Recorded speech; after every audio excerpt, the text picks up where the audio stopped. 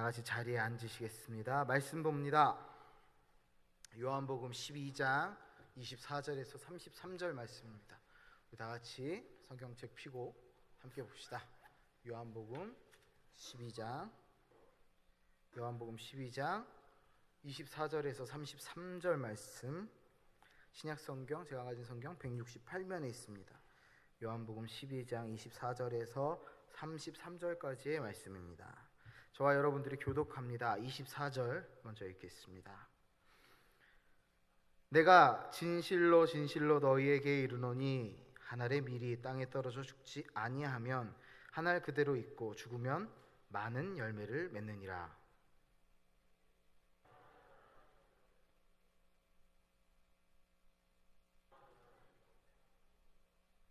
사람이 나를 섬기려면 나를 따르라. 나 있는 곳에 나를 섬기는 자도 거기 있으리니 사람이 나를 섬기면 내 아버지께서 그를 귀히 여기시리라. 괴로우니 무슨 말을 하리요. 아버지여 나를 구하여 이때를 만나게 하여 주소서. 그러나 내가 이를 위하여 이때에 만나요.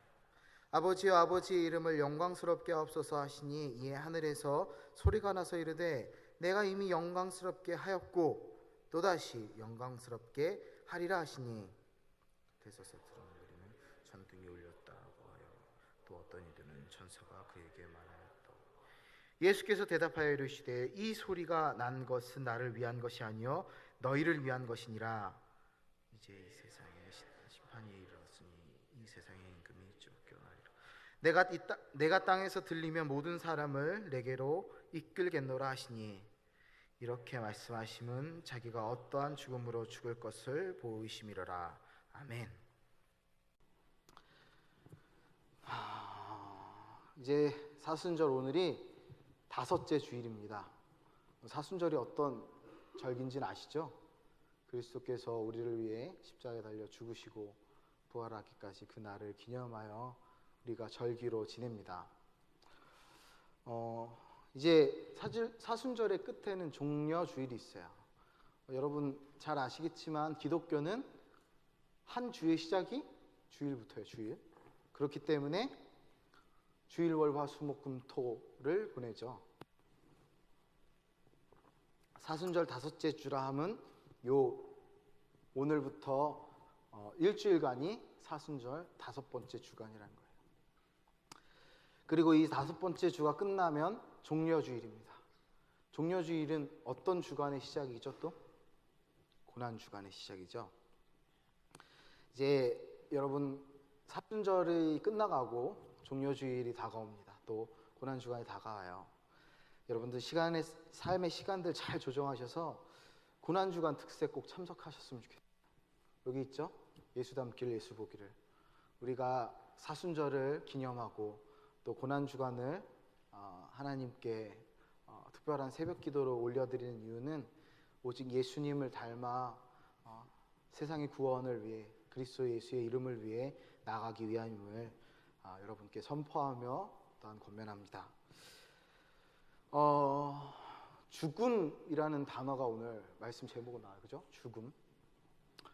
죽는 게 뭐예요? 동원아, 죽는 게 뭘까?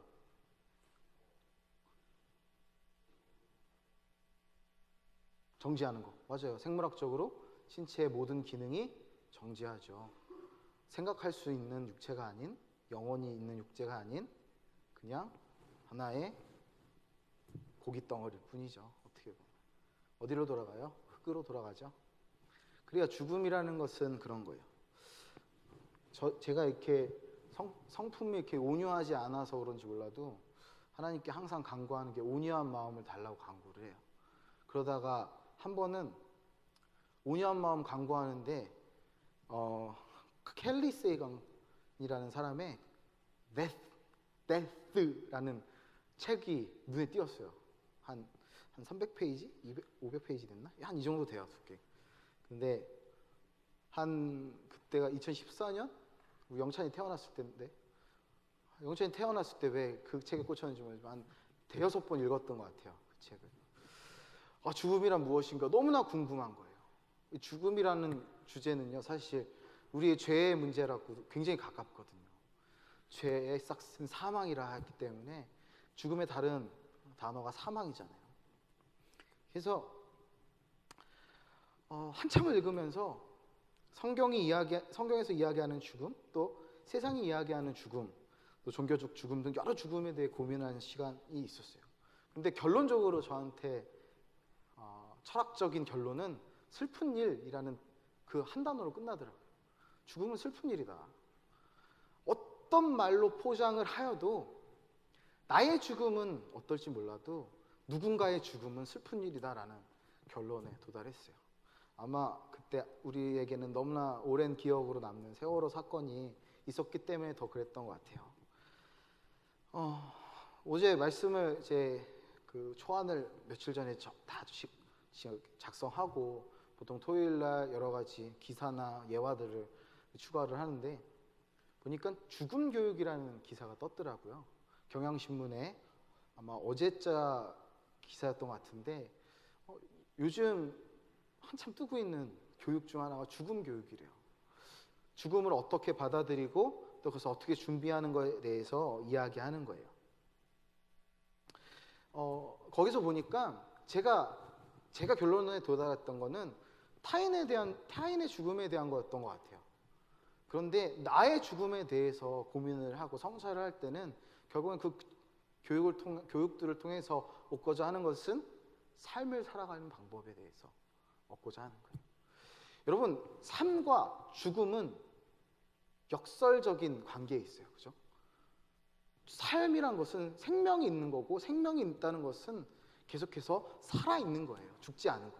그런데 이 죽음이란 것을 준비하는 사람에게는 이 삶이라는 것의 소중함이 더 중요해지고 풍성해지고 더 깊어진다는 이야기를 하고 있습니다.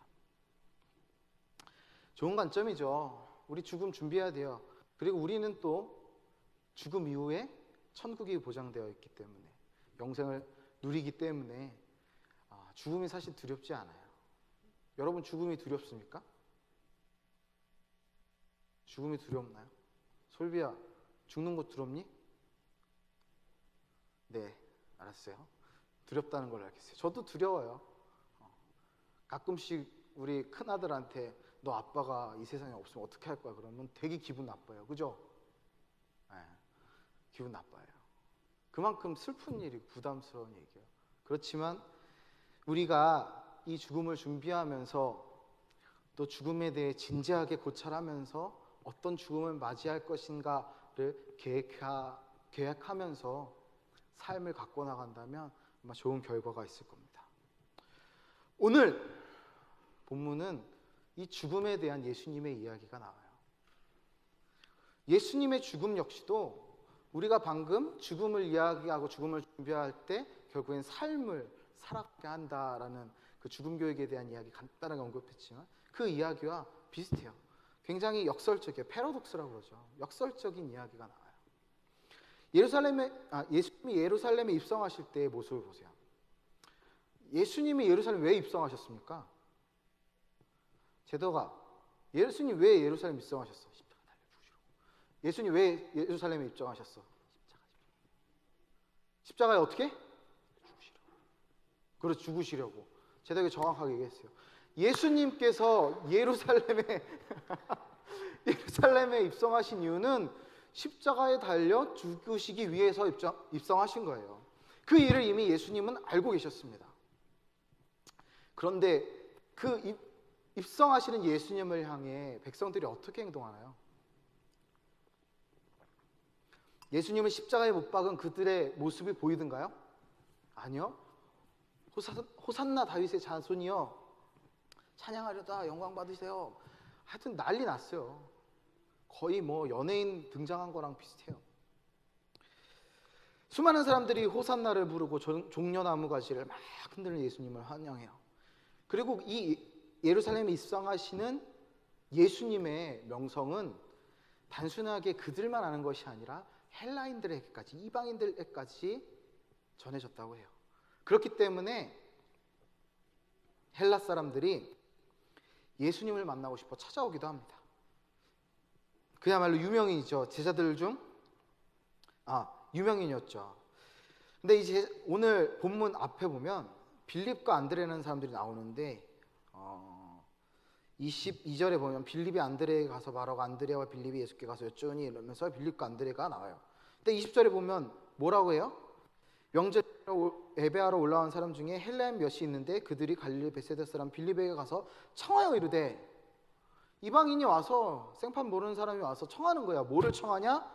뭐를 청해요? 선생이여, 우리가 예수를 뵙고자 하나이다 하니. 그러니까 빌립과 안드레는 예수님의 제자의 높임 받은 거예요. 또 거기서 끝나는 것이 아니라 나 예수님 제자, 뭔가 우쭐하고, 빌립도 그래서 이제 한번 괜히 좀 그래도 혼자서 막 나서면 안 될 것 같으니까 친한 안드레한테 가서, 야, 헬라인들이 예수님 만나고 싶대. 한번 만나달라고 할까? 우리가 하면 해주지 않을까 하고 가는 거예요. 근데 여러분, 이 장면에서 우리가 느끼고 발견할 수 있는 거는 예수님의 구원자 되심, 혹은 그 십자가의 사건을 기념하고 슬퍼하기 위한 만남일까요? 아니면 그냥 유명한 선생님을 만나기 위한 그들의 모습일까요? 헬라인들은 후자였습니다. 또 빌립과 안드레도 같은 관점으로 예수님께 여쭈었던 거예요. 그냥 쉽게 얘기해서 우리 선생님이 유명한 사람이야. 우리 담임 목사님이 유명해지셔서, 우리 담임 목사님 유명한 사람이야. 여러분의 목사 김덕영 목사 유명해져서 그러지 않았으면 좋겠지만, 우리 목사님 유명한 사람이야 라고 자랑질하는 거예요. 자랑질. 의미 있나요? 근데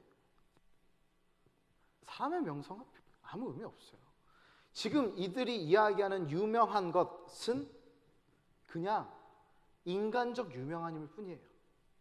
진정한 예수님의 삶의 목적, 그분의 이름이 널리 알려져야 하는 목적, 그것과 별개로 그저 기적을 행하는, 좋은 말씀을 하는 예수님에 대해 얘기하는 거예요. 자, 그런데 이렇게 인기 절정이실 때 예수님은 죽음에 대해 얘기하시는 거예요. 24절 함께 읽어볼까요? 여러분의 목소리로 한번 읽어봅니다. 24절입니다. 시작.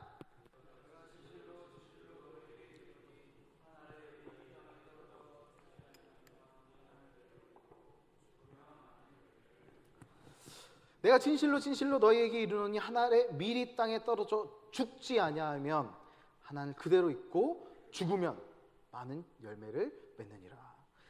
예수님에게 성공이란 하늘의 밀이 땅에 떨어져 죽어 열매를 맺는 것처럼 많은 열매를 위해 자기 생명을 버리시는 것이 바로 예수님이 생각하시는 유명, 성공, 그분의 삶의 목적이었어요. 사람에게 유명해지는 것이 아닌 하나님 앞에 이름이 높여지시는 것. 사람이 높이는 게 아니라 하나님께서 당신의 아들 독생자 예수 그리스도를 높이시고 인류의 구원을 위해 사용하시는 것. 그게 예수님의 목적이었습니다. 이 24절은 예수 자신의 죽음을 예표하시며 알리시는 거죠. 예수님께서는 제자들에게도 자신이 가는 그 길을 또한 따라가야 한다고 말씀하세요. 바로 자기 생명을 사랑하지 않고 오히려 미워하는 길이에요. 여러분, 여기서 오해하지 말아야 돼요. 김덕영 미워 멍청 바보 이러라는 게 아니에요. 자기 자신을 너무 사랑하여 하나님의 영광을 가리우지 말라는 말씀입니다. 오늘 본문 25절 26절에 보면 이렇게 말씀하시죠. 자기의 생명을 사랑하는 자는 잃어버릴 것이요, 역설적으로 반대로 미워하는 자는 얻게 될 것이라는 거예요. 내 것을 쥐는 삶이 아니에요. 하나님의 영광을 바라보는 삶이지요. 그것이 예수님께서 말씀하시는 하늘의 밀이 땅에 떨어져 죽는 것입니다. 예수님은 사람들이 모두 원하는 자리에 서 있을 때 오히려 누구도 원치 않는 자리를 바라보시고 그리로 행하셨습니다. 호산나 다윗의 자손이여, 정치적 메시아를 외치며 이스라엘 해방을, 정치적 해방을 바로 이 예수님을 통해서 원했던 그들을 향해 예수님은 당신의 죽음을 선포하시죠. 그리고 제자들에게 그런 죽음을 향해 가는 나를 따르라 하십니다. 우리 함께 26절을 한번 볼게요. 뭐라고 말씀하시는지 한번 볼게요. 다 같이 읽습니다. 시작. 사람이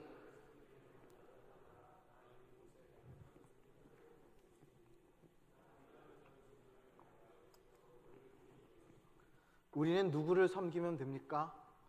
우리 예수님만 섬기면 됩니다. 그저 그분을 따라가면 돼요. 그분의 삶을 닮아가면 됩니다. 예수님이 부르십니다. 그리고 우리의 사명을 말씀하시고 계십니다. 자, 이어서 봅니다. 오늘 예수님이 오신 이유에 대해서 또 말씀하세요. 그 이유는 28절에 나와요. 우리 28절을 한번 다 같이 읽어볼게요. 한 목소리 시작. 아버지여, 아버지의 이름을 영광스럽게 하옵소서 하시니 이에 하늘에서 소리가 나서 이르되 내가 이미 영광스럽게 하였고 또다시 영광스럽게 하리라. 자, 예수님이 이 땅에 오신 이유는 아버지 하나님의 이름을 영광스럽게 하기 위함이셨습니다. 그런데 이 예수님의 고백과 함께 하나님이 또 말씀하세요. 내가 이미 영광스럽게 되었고 또 다시 계속해서 영광스럽게 하시겠다는 거예요. 하나님의 영광은 예수님의 십자가에서 나타났습니다. 예수님께서는 하나님의 아들이셨지만 십자가에서 겪으실 고통은 피하고 싶으신 것이었어요. 어느 누가 그야말로 피말려 죽는 그 형벌을 기쁨으로 받아들일 수 있을까요? 만약에 예수님이 이런 인간적 고뇌가 없으셨다면 우리는 그냥 신화로 이 이야기를 받아들일 수밖에 없었을 거예요. 그런데 예수님은 자신의 가장 부족함, 어떻게 보면 가장 부끄러운 모습일 수 있는 주님 나 너무 힘들어요. 주님 나 정말 하기 싫은데 어떡하죠? 라는 고백, 그 고백을 하시는 거예요. 우리 책갈피를 잠깐 껴놓고 마태복음 26장을 한번 가볼게요. 신약성경 46면에 있습니다. 마태복음 26장 39절 말씀입니다. 마태복음 26장 39절. 자, 우리 한 목소리 읽어볼까요? 자, 시작. 조금 나아가서 얼굴 땅에 대시고 엎드려 기도하여 이르시되 내 아버지여 만일 할만하시거든 이 잔을 내게서 지나가게 하옵소서. 그러나 나의 원대로 마옵시고 아버지의 원대로 하옵소서 하시고. 얼마나 인간적인 고백이십니까?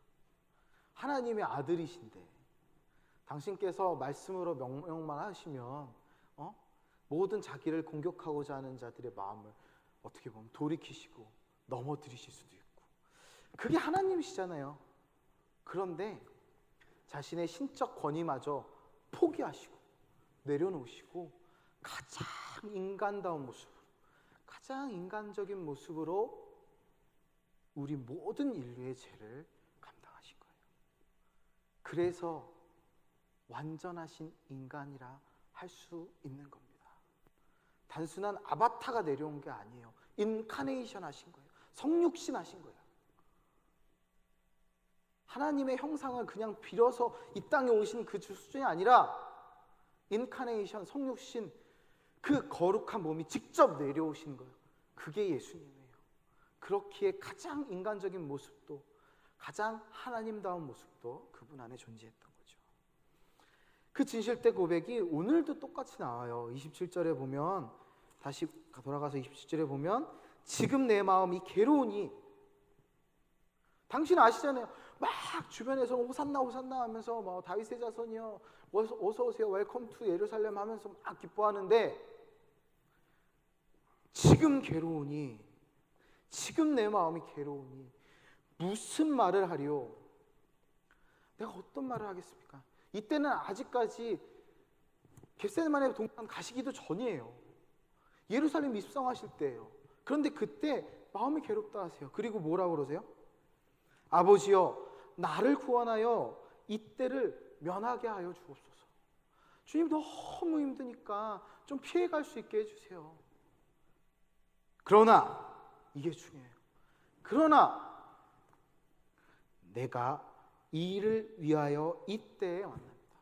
십자가에 달리기 위하여 지금 왔습니다.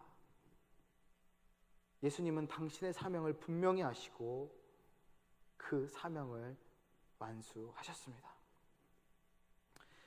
그에 대한 대답이 바로 오늘 28절인 거예요. 사명을 완수하는 예수님의 모습을 보시며, 그렇게 하나님의 영광을 나타내는 예수님의 모습을 보시며 하나님이 대답하신 거예요. 이때로 왔나이다. 아버지여, 아버지의 이름을 영광스럽게 하옵소서. 주님, 내가 주님께서 주신 그 사명을 감당합니다. 주님만이 영광 받으시옵소서. 나 잘났어요가 아니라 주님, 우리 하나님만, 아버지 하나님만 영광 받으시옵소서. 나의 십자가 이 사역을 통하여서. 그때 하나님께서 뭐라고 하십니까? 내가 이미 영광스럽게 하였고 너를 영광스럽게 하였고 또다시 영광스럽게 하리라. 너를 영광스럽게 하리라. 가장 낮은 자리로 죽음이라는 그 사명을 감당하실 때 영광 받으신 주님이십니다. 지금도 그렇지만 이 영광이라는 단어는 우리가 인간적으로 봤을 때는 그냥 어떤 경기, 시합, 아니면 뭐 상, 이런 성공한 것, 승리, 이런 것들 얘기해요. 금메달 따는 선수들이 단상에 올라가서 뿌듯한 마음으로 금메달을 목에 걸는 모습을 보면 대부분 영광이라는 단어를 떠올릴 수 있죠. 그리스도인 우리야 물론 하나님의 영광, 예수님의 영광, 성령님의 영광을 떠올리지만 세상 사람들은 다 그 생각을 해요. 개선장군. 이 당시 사람들도 마찬가지였어요. 호산나 다윗의 자손이여라고 하는 사람들의 마음속에는 예수님이 정치적 메시아로서, 그야말로 개선장군으로서 이 예루살렘 땅, 이스라엘 땅, 유대 땅을 지배하시는 지배자로서 오는 것을 생각했어요. 그래서 이제 우리는 편하겠구나, 우리 이제 살만하겠구나 라고 육체적 편안함, 자신만의 어떤 기준의 생각으로, 편안함으로 이야기를 하는 거죠. 쉽게 떠올리는 영광이 전쟁에서 승리하여 수많은 사람들의 환호성 속에서 행진하는 장군의 모습이었죠. 예수님도 하나님의 영광을 드러내기 위해 이 세상의 임금을 쫓아내고 그 땅에 속한 사람들을 이끄는 자가 되실 것이라 말씀하세요. 오늘 본문 31절, 32절에 그렇게 말씀하시죠. 여러분이 한번 읽어주실까요? 오늘 본문 31, 32절입니다. 내가 이 땅에서 이제 이 세상에, 시작.